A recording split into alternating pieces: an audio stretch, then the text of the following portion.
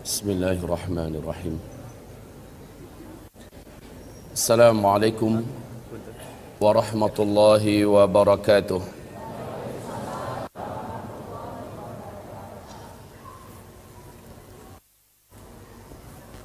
Alhamdulillahi rabbil alamin, wal aqibatu lil muttaqin, wala udwana illa 'alal zalimin. Ashhadu an la ilaha illallah wahdahu la syarika lah, wa ashhadu anna Muhammadan 'abduhu wa rasuluh la nabiyya ba'dah. Qala Allah subhanahu wa ta'ala fi muhkami tanzilih ba'da al-'iyadhi billah minasy syaithanir rajim. Ya ayyuhalladzina amanu taqullaha haqqa tuqatih wa la tamutunna illa wa antum muslimun.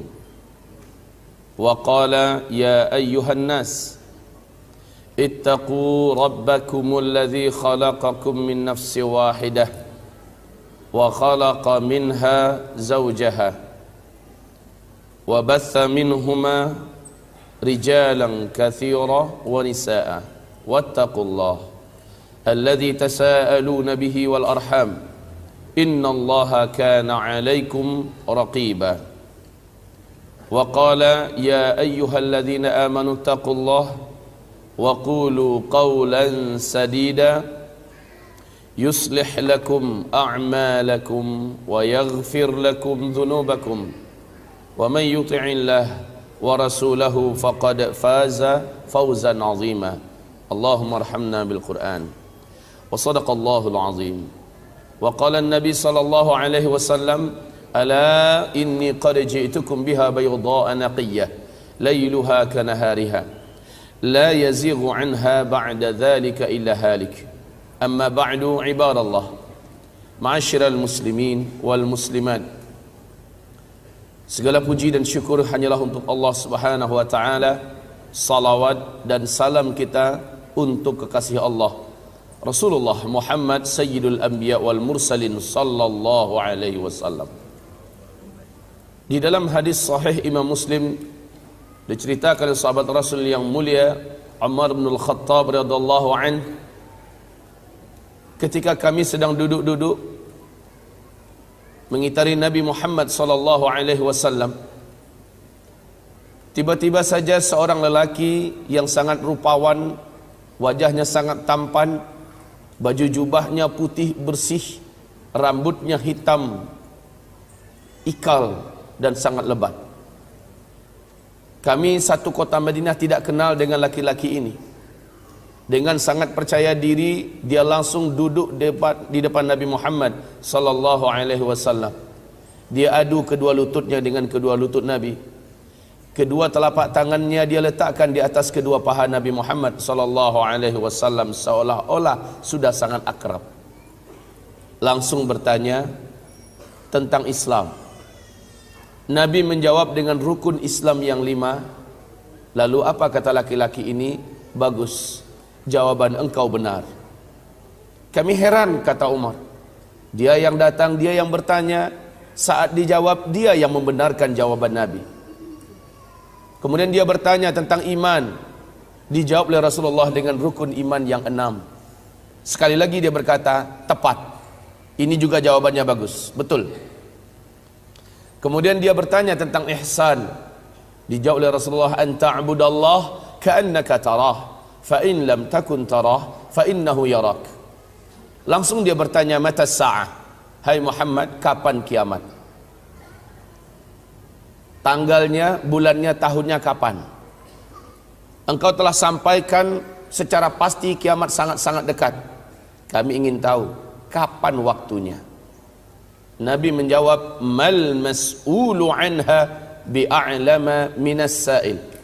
Minta maaf, untuk pertanyaan yang ini orang yang ditanya tidaklah lebih tahu dari apa yang ditanya dibandingkan dengan orang yang bertanya. Maksudnya ente lebih tahu, adapun saya memang benar-benar tidak tahu. Ini adab Nabi. Jangan sok tahu kalau memang tidak tahu. Kemudian ini juga keputusan dari langit bahwa tidak ada satu pun selain Allah yang tahu. Bahkan malaikat Jibril sekalipun tidak tahu. Yas'alunaka 'anis sa'ah ayyana mursaha fima anta min dzikraha ila rabbika muntahaha. Mereka bertanya tentang kiamat kepada engkau hai Muhammad, kapan akan terjadi? Engkau senantiasa memperingatkan tentang dekatnya masanya. Hanya Allah yang tahu. Hanya Allah lah Rabb engkau yang tahu. Dengan ini sepakat seluruh ulama Ahlus Sunnah wal Jamaah menyatakan sebagai akidah Ahlus Sunnah wal Jamaah, tidak ada satupun makhluk di bumi ini yang tahu kapan kiamat terjadi, maka tidak ada ramalan kiamat. Ini yang pertama, tidak ada ramalan kiamat. Kalau ada yang berani mengatakan kiamat terjadi pada tanggal anu, bulan anu, tahun anu, maka pastikan bahwa yang bersangkutan pendusta. Sehebat apapun dia, sekeramat apapun dia, hafiz Al-Quran dengan sempurna, seluruh hadis Nabi dalam kepalanya, seluruh kitab-kitab kuning, kitab-kitab gundul hafal oleh dia, tidak ketulungan, kalah Zakir Net hebat oleh dia. Apabila dia berbicara sampai petir keluar dari mulutnya, jenggotnya dari sini sampai ke Jakarta panjangnya, anggaplah begitu. Lalu dia berani mengatakan kiamat terjadi pada tanggal anu, bulan anu, tahun anu, wajib kita mendustakan. Tidak ada ramalan kiamat. Ini dulu yang pertama. Kemudian laki-laki ini bertanya lagi kepada Nabi Muhammad, akhbirni an amaratiha, ceritakan kepada saya tanda-tanda kiamat itu apa? Tanda-tanda bahwa kiamat sudah sangat dekat terjadi apa? Maka Nabi berkata, nah kalau ini pertanyaan kamu, ini gue banget ini, saya bisa jawab. Antalidal amatu rabataha wa antaral hufatal uratal alah ri'a asyah yatatawaluna fil bunyan. Selepas Nabi menjawab, laki-laki ini berdiri langsung pergi. Dicolek Umar oleh Nabi. Umar, ente tahu itu orang siapa? Enggak ya Rasulullah. Segera pergi susul dia, tangkap, bawa tangannya, dudukkan di sini. Giliran kita mau tanya dia siapa. Siap ya Rasul. Tahu ajalah Umar, lelaki yang terkenal dengan ketangkasan fisik, besarnya tubuh, cerdas luar biasa. Umar segera berdiri, langkahnya yang hampir 2 kali lipat langkah sahabat, menyusul keluar. Kata para sahabat dalam kitab sirah, kalau Umar naik di atas kuda perang, kuda dewasa perang, lalu kedua kakinya enggak diletakkan di atas besi yang ada tempat peletakan kaki itu, kudanya jalan, kedua kaki Umar gelayutan, maka akan membuat 2 garis di jalan, saking tingginya Umar. Umar jalan dengan sigap keluar, udah nggak ada tuh laki-laki. Ya Rasulullah, he's gone. Dia sudah pergi, nggak kemana, hilang aja ya Rasul. Maka kata Rasulullah, innahu Jibril, itu adalah malaikat Jibril, atakum liyu'allimakum dinakum. Dia datang kemari ngajarin ente semua tentang isi agama ini. Oke, kita lihat jawaban Nabi tentang tanda sangat dekatnya kiamat. Apa kata beliau? Antalidal amatu rabataha wa antaral hufatal uratal alata ri'a asyah yatatawaluna fil bunyan. Jika engkau menemukan satu zaman, orang yang hidup pada zaman itu sebelumnya mereka kere-kere, miskin-miskin, penggembala ternak, saking miskinnya mereka tidak mampu membeli sendal, membeli sepatu untuk membungkusi kaki, telanjang kaki dan telanjang dada. Yatatawaluna fil bunyan, tiba-tiba saja mereka menjadi kaya raya dan berkuasa, Lalu mereka berlomba-lomba serta berbangga-bangga membangun gedung-gedung yang tinggi.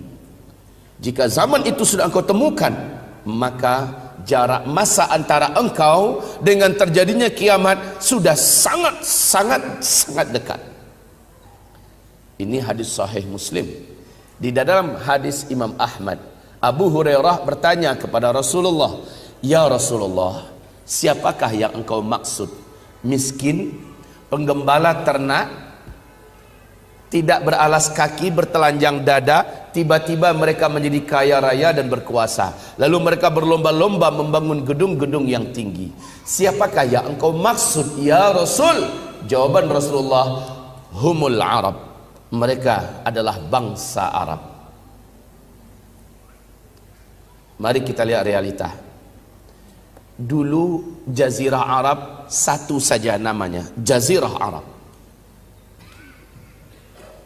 Negeri yang gersang tandus, gurun Sahara yang luas, tidak punya harapan dan tak punya masa depan. Miskin.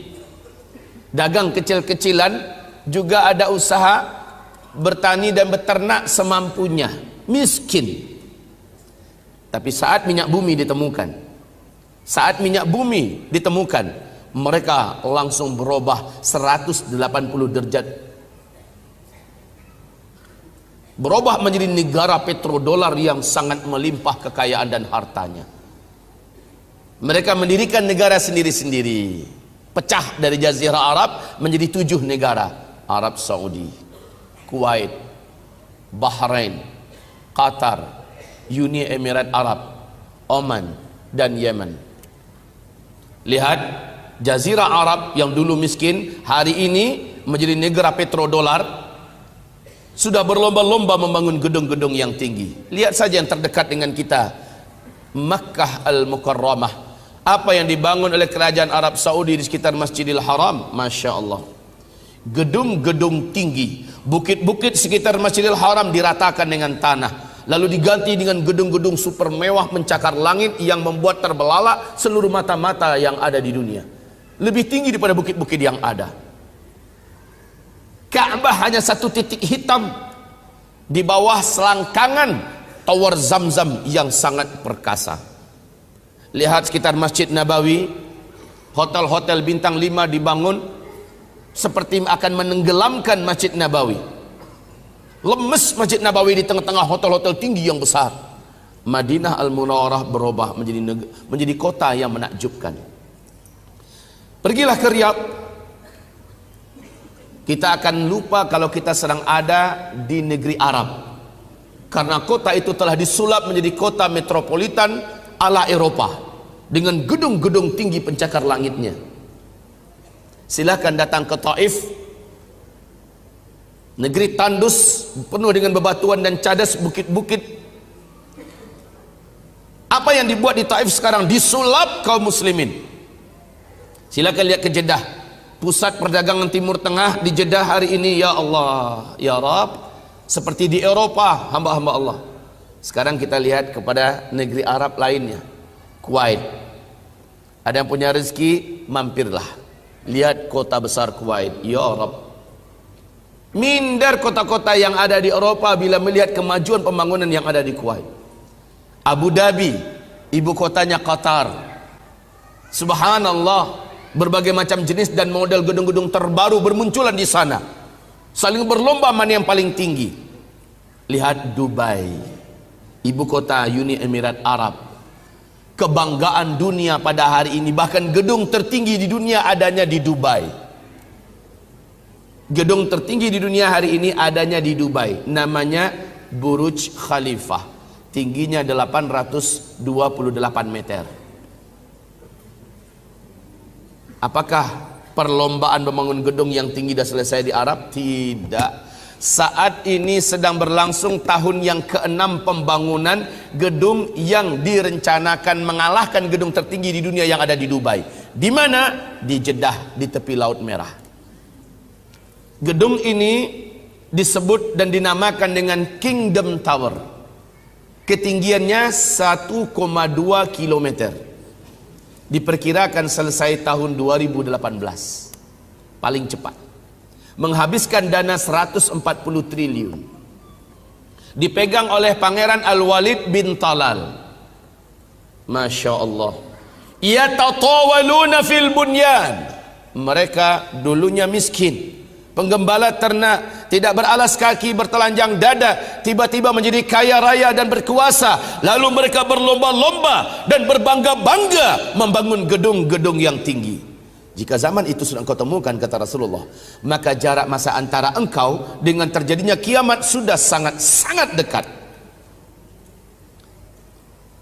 Tanda yang tidak terbantahkan, fakta yang sudah kita temukan telanjang mata di depan mata kita. Ini yang pertama. Yang kedua,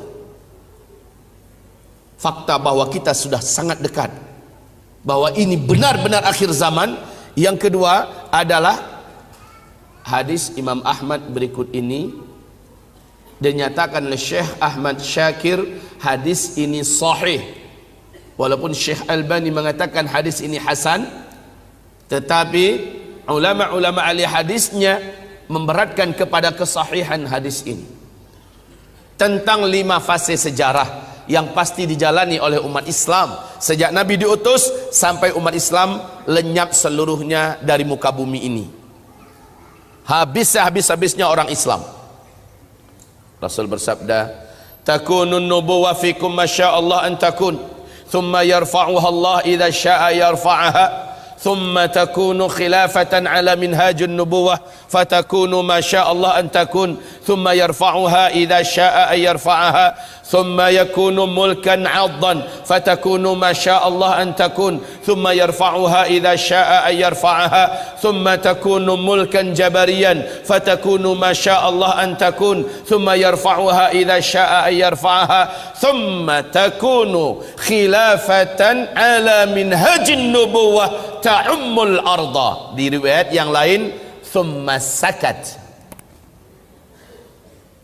Artinya umatku ini akan menjalani 5 fase sejarah. Awas, hati-hati, pegang ini hadis, lihat kondisi dan posisi kita di mana dalam 5 fase sejarah ini. Yang pertama, boleh saya mulai menulis? Mungkin bapak kami sebelah sini tidak dapat melihat apa-apa ya. Agak dimundurkan sedikit kali.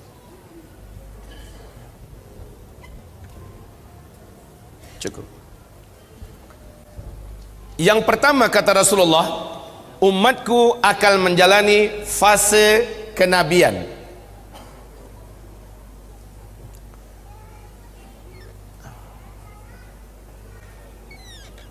Ini fase kenabian, di mana umat Nabi langsung dipimpin oleh beliau sendiri, oleh Muhammad sendiri. Dan fase ini pasti berakhir kata Rasulullah. Seluruh ahli sejarah sepakat bahwa fase ini telah berakhir dengan wafatnya Nabi Muhammad sallallahu alaihi wasallam. Umat Islam, umat Nabi masuk pada fase kedua. Fase kedua ini umat Islam thumma takunu khilafatan ala minhajin nubuwah. Umat ini akan dipimpin oleh khulafaur rasyidin dengan menggunakan konsep dan sistem kenabian. Di hadis yang lain Nabi mengatakan fase ini berlangsung selama 30 tahun. Wafatnya Khalifah Ali bin Abi Thalib adalah tahun ke-29 Hijriah tambah 6 bulan. Yang 6 bulan lagi dipimpin oleh Hasan bin Ali untuk mempersatukan kalimat kaum muslimin dan meredam fitnah yang terjadi. Persis seperti kata Nabi kepada cucunya Hasan, ini penyelamat umat dan pemersatu umat nanti. Benar, 6 bulan kemudian Hasan bin Ali menyerahkan kekhalifahan kepada Muawiyah bin Abi Sufyan. Maka tepat janji Nabi 30 tahun. Fase yang kedua, umat Islam dipimpin oleh khilafah rasyidah yang menggunakan sistem kerajaan. Fase ini berakhir dengan penyerahan khilafah kepada Muawiyah. Masuklah fase yang ketiga, thumma yakunu mulkan addan. Kemudian umat saya memasuki fase yang ketiga, di mana mereka akan dipimpin oleh para khalifah yang menggunakan sistem kerajaan. Fase ini yang paling lama, 1227 tahun. 1227 tahun. Fase yang ketiga ini diisi oleh 3 dinasti. Dinasti Bani Amawiyah, dinasti Bani Abbasiyah, dan dinasti Bani Uthmaniyah. Fase ini pasti berakhir, kata Rasulullah. Dan para ahli sejarah menyepakati fase ini telah berakhir pada tanggal 3 bulan Maret tahun 1924, yaitu dengan tumbangnya khilafah Islamiyah Al-Uthmaniyah di Turki oleh seorang penjagal akidah, pengkhianat umat, gembong Yahudi, Mustafa Kemal Pasha. Ya. Fase ketiga, umat Islam dipimpin oleh para khalifah yang menggunakan sistem kerajaan. Jadi jika meninggal seorang khalifah, langsung digantikan oleh ahli warisnya. Ini udah sistem kerajaan. Fase ini telah berakhir, ya. Fase ini telah berakhir tanggal berapa tadi? 3 bulan Maret 1924. Lalu umat Islam masuk pada fase yang keempat, yang Nabi katakan mulkan jabariyan. Umat ini masuk dalam kekuasaan tanpa khilafah. Tidak ada seorang khalifah pun yang memimpin umat Islam pada fase ini.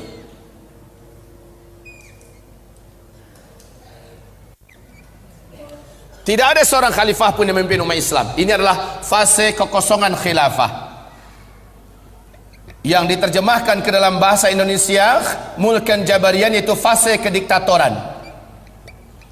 Awas kaum muslimin, tidak ada khilafah Islamiyah. Maka pernyataan ISIS yang mengumumkan khilafah Islamiyah, secara konsep hadis ini bukan masa khilafah. Yang kedua, secara fikih, seluruh ulama ahlus sunnah wal jamaah satu bumi ini, baik ulama ahlus thughur yang sedang ada di medan-medan jihad, atau ulama yang ada di atas mimbar, di atas kebenaran, di belakang-belakang meja, sepakat menolak khilafah ala ISIS. Ini bukan zaman khilafah, tapi ini adalah zaman kediktatoran. Kaum muslimin yang kami muliakan, pada zaman ini umat Nabi diuji dengan sedahsyat-dahsyatnya ujian. Pada zaman ini Islam menjadi pecundang. Pada zaman ini kaum muslimin menjadi korban dan mangsa. Pada zaman ini tidak ada harga dan wibawa bagi Islam, tidak ada izzah dan kemuliaan. Pada zaman ini iman betul-betul diuji. Pada zaman inilah, ibarat Allah yang kami muliakan, munculnya Dajjal. Ibarat Allah yang kami muliakan, ada orang yang hidup paginya masih dianggap oleh Allah beriman. Saking beratnya ujian pada fase keempat, sorenya menurut Allah dia sudah keluar dari iman. Sorenya dia masih beriman, besok paginya dia sudah keluar dari iman. Ba'u dinahum bi'aradin minad dunya. Saking tamaknya dengan dunia, saking inginnya menyelamatkan hidup dunia, dia rela menggadaikan agamanya. Fase yang keempat pasti berakhir, kata Rasulullah. Fase keempat ini ternyata tidak lama, nggak pakai ribuan tahun, nggak pakai ribuan tahun. Sebentar akan saya jelaskan. Fase ini pasti berakhir. Lalu umat ini akan masuk pada fase penutup. Umat ini masuk pada fase penutup, di mana Rasulullah mengatakan bisyarahnya bahwa kalian akan kembali memimpin seluruh dunia. Khilafah akan kembali tegak. Khilafah Islamiyah akan kembali tegak. Kaum muslimin, hamba-hamba Allah sekalian yang kami muliakan, janji Allah bahwa dunia akan kembali dipimpin oleh umat Islam ada dalam Al-Quran. Surat An-Nur ayat 55.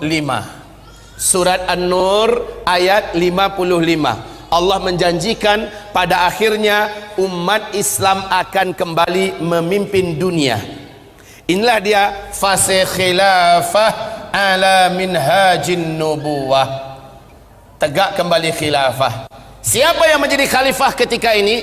Jelas orangnya, keturunan kandung Nabi Muhammad, ahlul bait beliau yang mulia yang suci, Muhammad bin Abdullah yang bergelarkan Al-Mahdi, yang bergelarkan Al-Mahdi.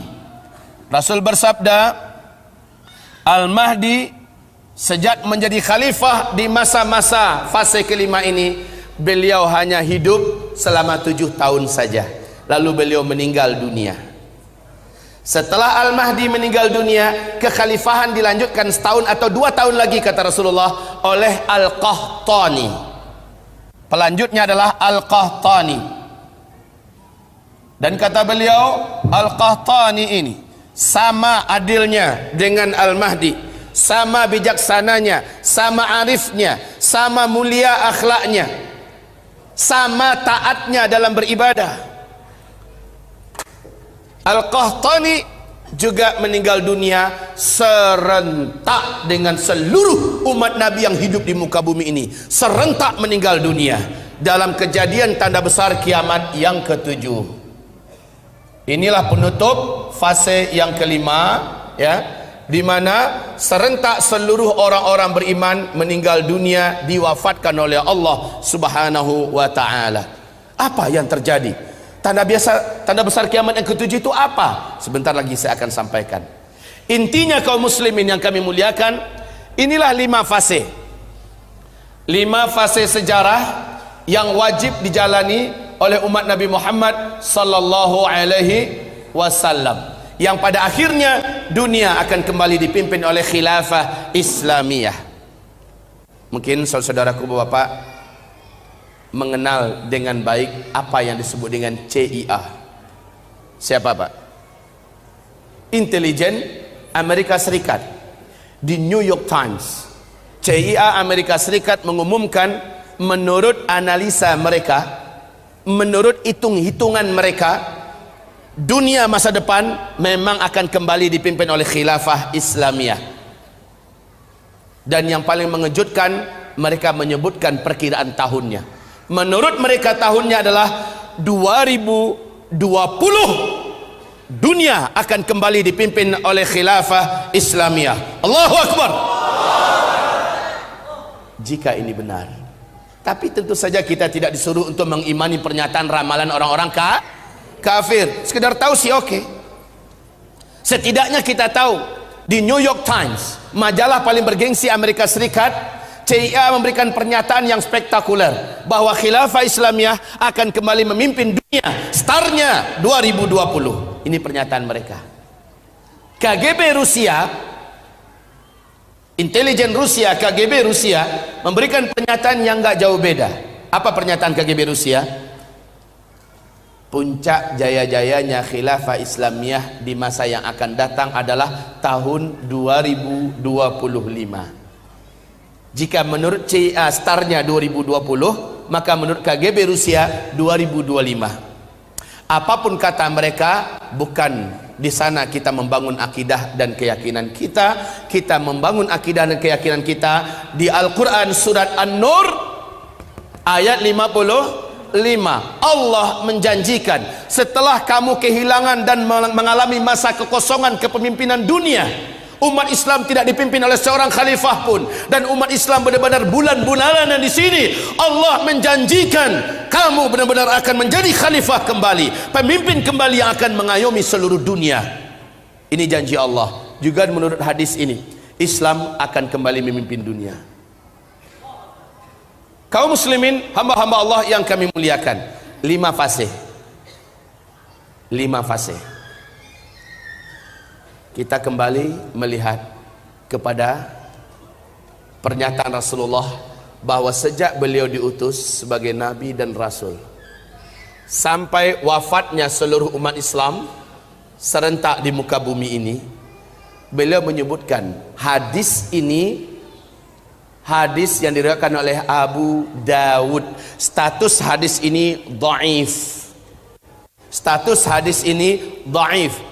Bahkan ada yang sampai ke derajat dhaif jiddan, sangat lemah. namun masih dihitung masuk ke dalam hadis ahad. Karena turuknya yang banyak atau jalur periwayatan hadis ini banyak, naik derajatnya ke derajat hasan li ghairih. Boleh meriwayatkan hadis ini, tetapi adabnya wajib disampaikan status hadis. Kemudian adabnya juga umat tidak dibenarkan membangun akidah dan keyakinan di atas hadis dhaif, bahkan hadis hasan.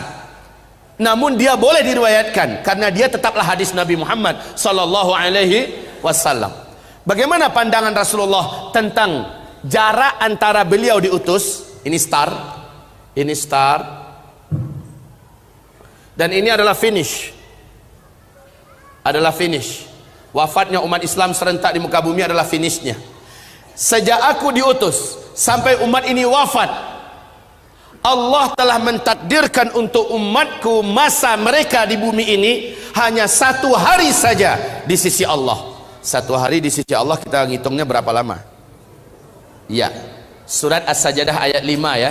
Yudabbirul amra minas samai ilal ard thumma ya'ruju ilayhi fi yawmin kana miqdaruhu alfa sanah mimma ta'uddun. 1 hari di sisi Allah kamu merasakan dan menghitungnya di dunia 1000 tahun. Jika Rasul mengatakan umur umatku di sisi Allah hidup di bumi ini hanya 1 hari saja, maknanya 1000 tahun, lalu Allah menambahkan untuk umatku 1/2 hari lagi. Semoga umatku tidak menjadi lemah karena Allah menambahkan untuk mereka 1/2 hari lagi. 1/2 hari. Jam 11 kalau kita ngitungnya jam 11 pagi, udah mulai kita hitung 1/2 hari nggak itu? Hah? 11:30 udah mulai kita hitung 1/2 hari nggak itu? Jam 12 kurang 1/4 udah kita hitung 1/2 hari nggak itu? Iya, kurang-kurang sedikit kita sudah hitung 1/2 hari. Oke, lihat hitung-hitungannya. Lihat hitung-hitungannya kaum muslimin. 1,5 hari. Para ulama Ahlus Sunnah wal Jamaah ketika mencoba mentafsirkan, merincikan hadis ini, maka mereka mengatakan umur umat Islam di bumi ini lebih dari 1400 tahun, tapi tidak akan sampai full 1500 tahun hitungan hijriyah. Hitungan hijriyah. Ada yang mengatakan 1476 tahun umat ini sudah hilang di muka bumi. Umat Islam, umat Nabi sudah habis. Ada yang mengatakan 1477 umat Islam sudah habis. Belum kiamat loh ya, tapi umat Islamnya sudah habis. Ada yang mengatakan 1482 umat Islam sudah habis. Kaum muslimin, kita cari aman aja dah. 1500 full. Sekarang kita hitung tahun hijriah keberapa kita sekarang? Sudah 1427 hijriah. Hijriah itu artinya setelah Nabi hijrah dari Mekah ke Madinah, kan begitu? Baru mulai dihitung hijriah.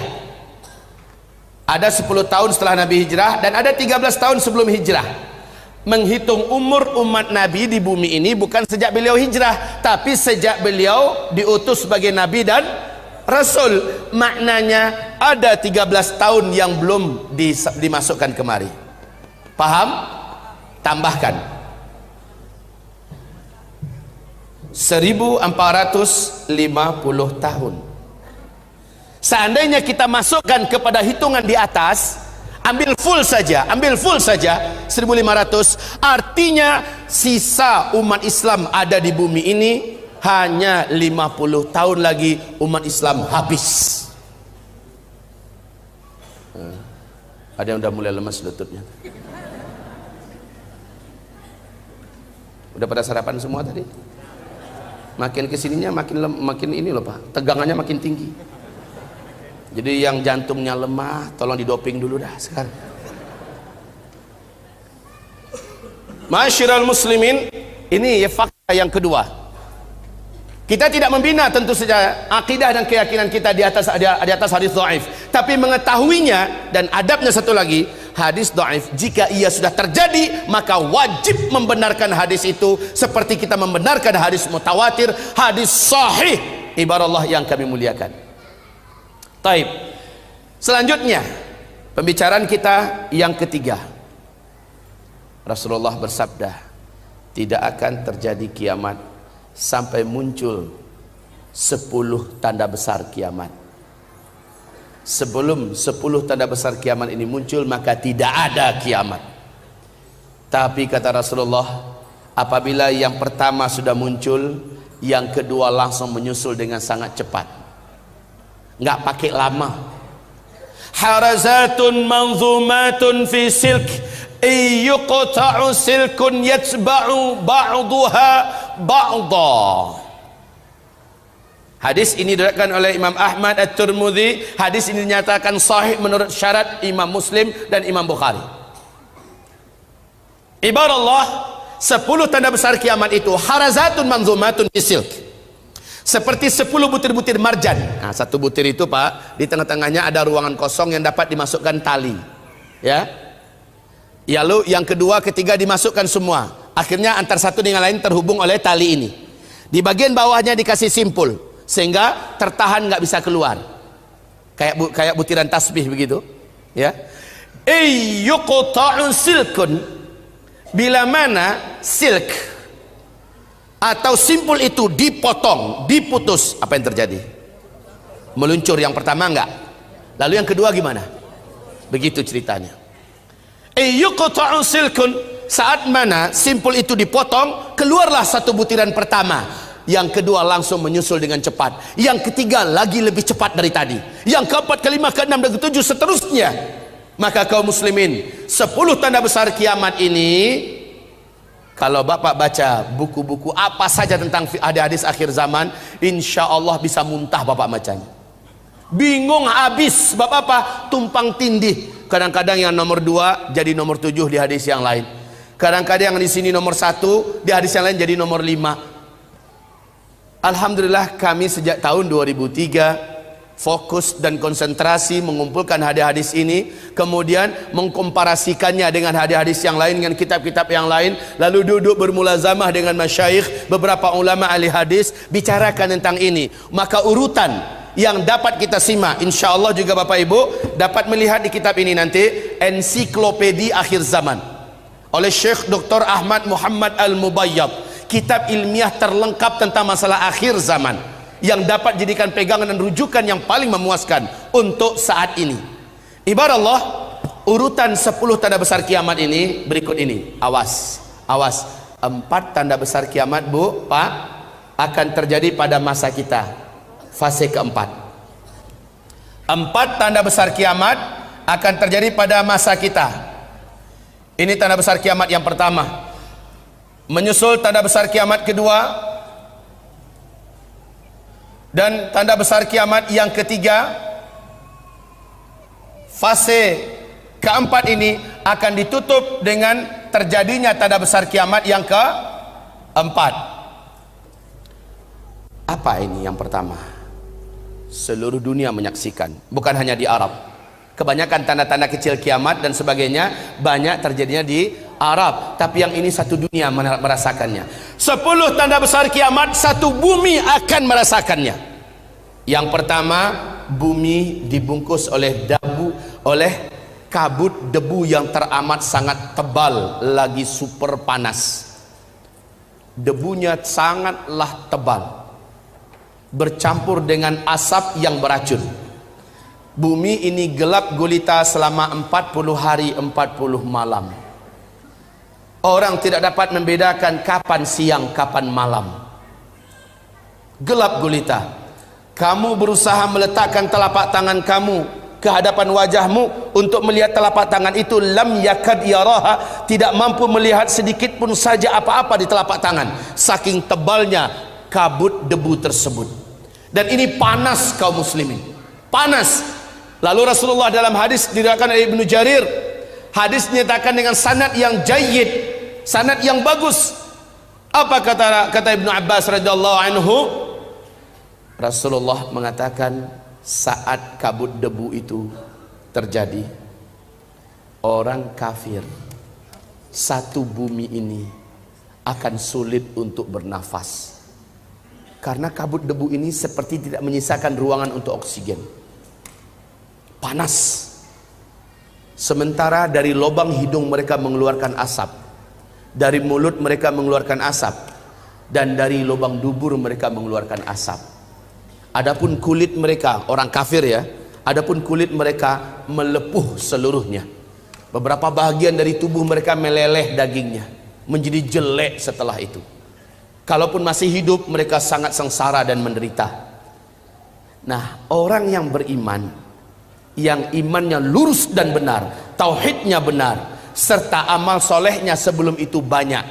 Lihat Al-Quran surat Al-An'am ayat 158, dinyatakan oleh Allah orang beriman selamat. Seberat apapun kabut debu dan asap yang sangat tebal ini, orang beriman ketika melewatinya, berapa hari Pak? 40 hari 40 malam. Seberat apapun orang beriman dapat melaluinya dengan selamat. Mereka hanya seperti terserang flu dan demam saja. Gitu aja keadaannya. Tapi orang-orang ini, orang kafir. Dan juga dalam ayat surah Al-An'am ayat 158, orang beriman yang imannya menyimpang, orang Islam yang sebelum kejadian ini, sebelum kejadian tanda besar kiamat yang pertama ini, banyak buat maksiat, hobi buat dosa, mereka akan sependeritaan dengan orang-orang kafir. Sama sengsaranya dengan orang-orang kafir. Awas, orang Islam yang hobi buat dosa, orang Islam yang hobi bermaksiat, yang minim amal solehnya, dia sama menderitanya dengan orang kafir. Peristiwa ini disebut oleh Allah, oleh Rasulullah, dan disebut oleh seluruh para ulama Ahlus Sunnah wal Jamaah dengan sebutan dukhan. Saking dahsyatnya dukhan ini, sampai-sampai Allah menyebutkan salah satu nama suratnya surat Ad-Dukhan. Ada dengar nggak? Surat Ad-Dukhan. Karena ini memang peristiwa yang sangat mencekam. Bayangkan Bapak Ibu, gelap gulita 40 hari 40 malam. Yang paling hebatnya, dalam masa kegelapan itu tidak ada teknologi yang dapat dipakai. Listrik padam mati seluruhnya total. Makanan andalan kita yang ada di kulkas gimana? Simpanan-simpanan kita seluruhnya membusuk. Ad-Dukhan selama 40 hari 40 malam. Sahabat-sahabat bertanya, ya Rasulullah, bagaimana cara kami membedakan waktu-waktu salat, bahwa salat zuhur dah masuk, asar dah masuk, gimana? Kamu kira-kira saja, kata Rasulullah. Ini kira-kira ada masuk asar dah nih. Ini kira-kira mau ngelihat jam ya nggak bisa lagi. Gelap gulita pada masa dukhan. Bapak Ibu yang kami muliakan, masa dukhan ini apa penyebabnya? Penyebabnya itulah simpul yang akan kami jelaskan nanti. Dekatkah masanya? Sebentar, sabar, kan nggak kemana-mana kan? Insyaallah. Nah, selepas dukhan 40 hari 40 malam, selepas dukhan 40 hari 40 malam, ketika matahari sudah mulai nampak, debu yang tebal itu sudah mulai menyingsing. Pemandangan yang Bapak Ibu saksikan di bumi ini adalah banyaknya mayat-mayat bergelimpangan. Mayat burung, mayat anjing, mayat kucing, hewan ternak, orang-orang juga manusia-manusia yang tidak mampu bertahan pada mati bergelimpangan. Bumi menjadi busuk. Setelah itu terjadi perubahan iklim yang sangat ekstrim. Panas yang sangat luar biasa, kemarau di seluruh dunia. Inilah dia tanda-tanda besar kiamat yang kedua akan terjadi. Keluarnya Dajjal. Keluarnya Dajjal.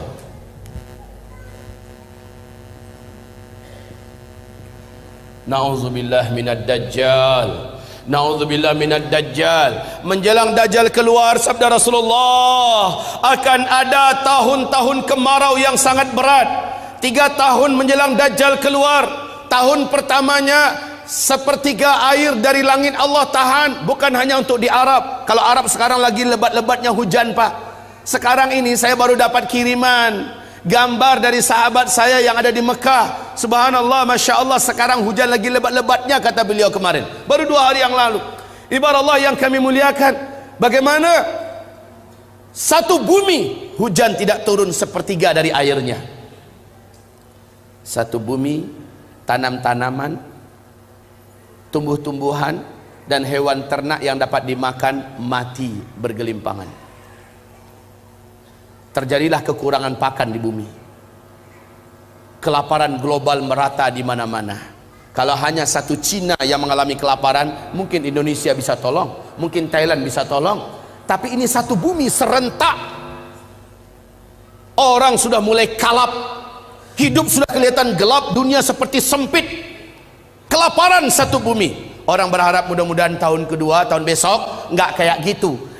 Ternyata kata Rasulullah, tahun kedua menjelang Dajjal keluar, 2/3 air dari langit Allah tahan, 2/3 tanam-tanaman di muka bumi dan hewan ternak yang dapat dimakan Allah biarkan mati. 2 kali lipat keadaannya, lebih parah daripada tahun sebelumnya. Ya Allah ya Rabbi, disinilah manusia banyak berputus asa.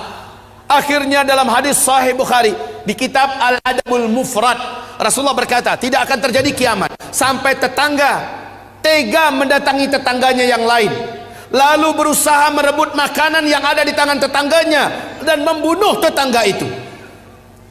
Saking laparnya, orang sudah hilang akal warasnya, kecuali orang-orang yang beriman, orang-orang yang sudah ada mental akhlak mulianya dan paham perkara ini. Saking beratnya keadaan itu, kata Rasulullah, banyak orang yang pergi ke atas tempat yang tinggi dan menjatuhkan dirinya. Banyak yang menghantamkan belati dan pisau ke tubuhnya. Saking beratnya keadaan, orang yang beriman yang melewati kuburan dan berkata, alangkah enaknya yang tinggal di dalam tanah itu, kalaulah saya di posisi dia. Saking beratnya keadaan. Ibarat Allah yang kami muliakan, inilah tahun kedua, tahun ketiga, di mana tahun itu Dajjal keluar, sama sekali air dari langit tidak lagi ada yang turun. Dan tanam-tanaman satu bumi ini mati, seluruh hewan ternak mati, kecuali beberapa binatang berkuku yang Allah biarkan tetap hidup. Dalam keyakinan kami, kuda salah satu di antara binatang yang Allah pertahankan untuk hidup, onta, ya, beberapa binatang berkuku lainnya. Selebihnya mati. Inilah puncak. Para sahabat bertanya, ya Rasulullah, jika itu kami temukan di mana Dajjal akan keluar, makanan tidak ada, bagaimanakah kami dapat bertahan hidup? Jawaban Nabi ketika itu adalah, makan minum kamu adalah zikir. Subhanallah walhamdulillah wa la ilaha illallah wallahu akbar. Siapa yang membaca ini berulang-ulang dan dia niatkan untuk ganti makanan, Allah akan jadikan perutnya kenyang, Allah akan jadikan tubuhnya terasa kuat. Inilah dia. Nggak akan mungkin bisa ke tingkat keyakinan itu kalau sebelumnya akidah dan imannya tidak dibenarkan, amalnya diasah dan rajin berzikir, rajin baca Quran. Nggak akan mungkin sampai ke tingkat itu kalau dia orang awam yang malas ngaji. Ibarat Allah yang kami muliakan. Jadi ketika Dajjal keluar, memang udah dinanti-nantikan.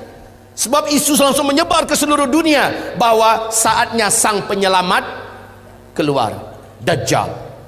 Tapi orang beriman kayak kita-kita yang sudah tahu perkara ini, mungkin siap menggadaikan hidup, siap mati asal iman selamat. Sebab kata Rasulullah, jangan pernah kamu berjumpa dengan Dajjal. Siapapun yang berjumpa dengan Dajjal, sekuat apapun imannya, pasti iman itu akan hilang. Dajjal itu bergelarkan Al-Masih, sang penghapus. Siapa yang berjumpa dengannya akan hapus imannya, akan menguap imannya. Kaum muslimin, kata Rasulullah, nanti akan ada seorang lelaki yang sangat percaya diri bahwa imannya tidak mungkin berubah jika ia berjumpa dengan Dajjal. Ketika ia keluar dan bertemu dengan Dajjal, saat itu langsung hilang imannya dan dia sujud menyembah Dajjal. Sampai mati dia tidak pernah lagi beriman kepada Allah. Jangan pernah mimpi untuk berjumpa dengan Dajjal. Jangan pernah mimpi untuk minta tanda tangan Dajjal, mau berfoto bareng Dajjal.